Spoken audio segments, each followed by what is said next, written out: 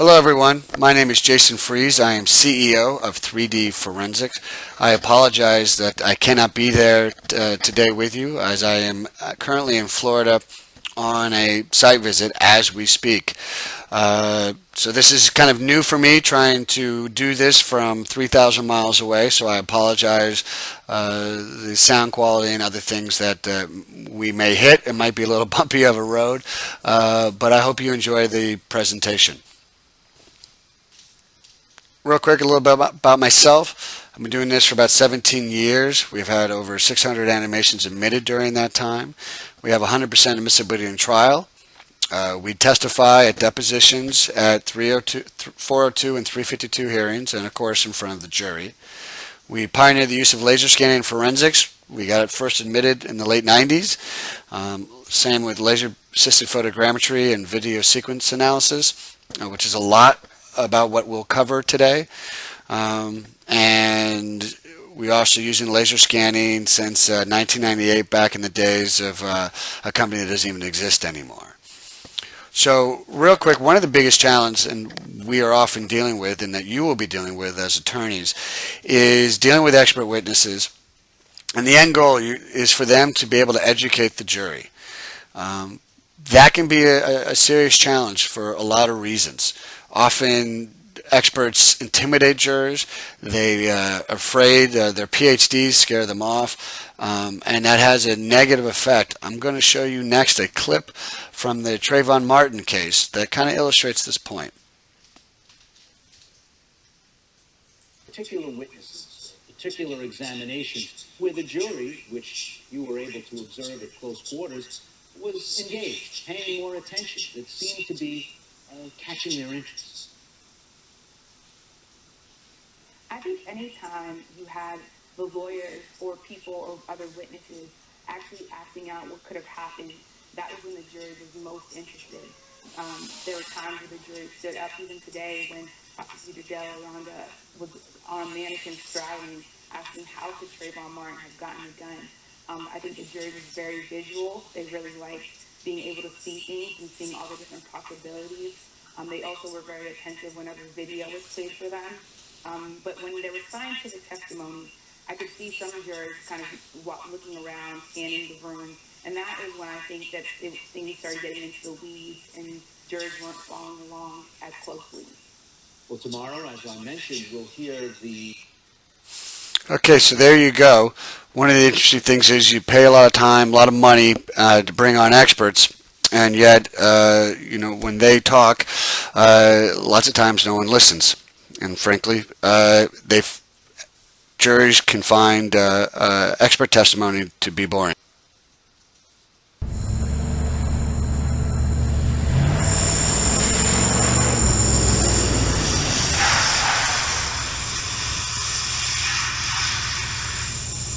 Stop! Show me your hand!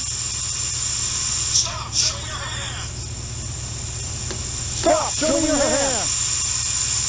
Stop! Show me your hand! Get back! Get back! He's stomping on it! Get back! He's stomping on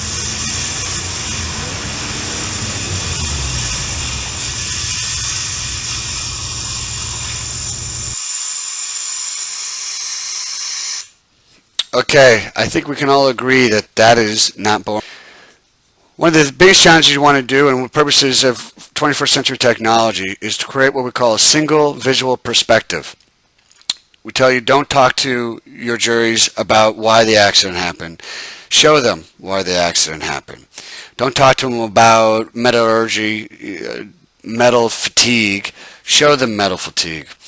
Don't talk about falling from a high distance. Show them.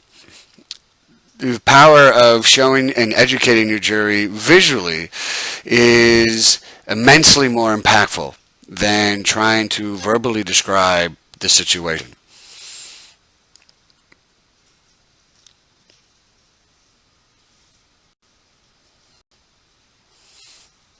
One of the ways that we do that is through the use of laser scan technology. As you can see in this image, this is a ambulance that was blown up using chemicals that you can find on So once again, we call this a single visual perception.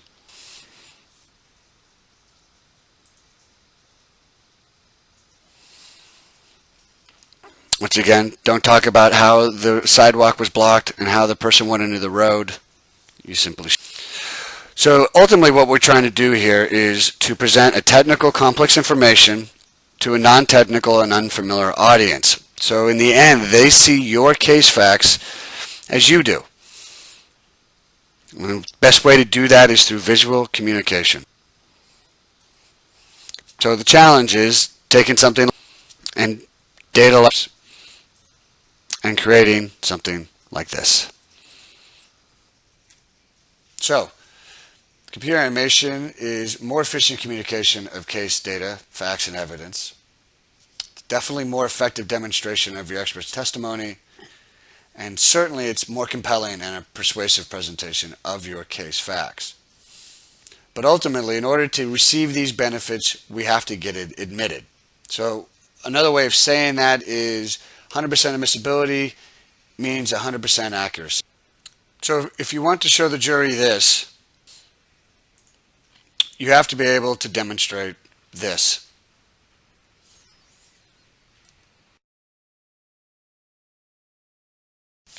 So what does this really bring up? A lot of ways when we talk about getting admitted, not getting admitted, is reality versus fantasy. And so as an attorney, one of the things that you have to make sure when you hire somebody to work with your experts is that they understand that there's the 3D model of the scene that they're demonstrating. Is it accurate? Is the models that they use, the cars, the vehicle, the people, are they accurate? Obviously, does the motions obey the laws of known physics? Is the motion of the animation consistent with physical evidence? And finally, is the motion consistent with your expert testimony? In the end, ultimately, your expert, whether it's an actual reconstructionist, biomechanic, they have to be able to say that the animation is an accurate depiction of their opinion. So, in dealing with that, let's take a look at this particular animation. As you can see, it's very compelling already. Something doesn't look very good.